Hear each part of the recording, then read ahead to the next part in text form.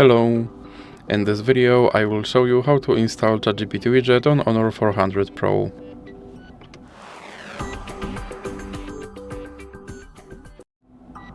So you have to start by opening your Google Play Store, then click on search bar and type in Wally AI and click search and then click install.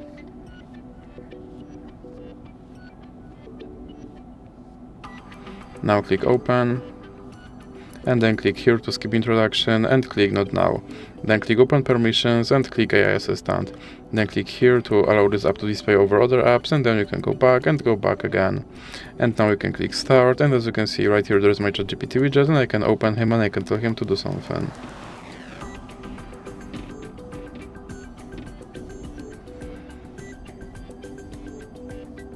And as you can see, he responded. And if you want to remove him from your screen, you can simply drag him into the X icon in the middle.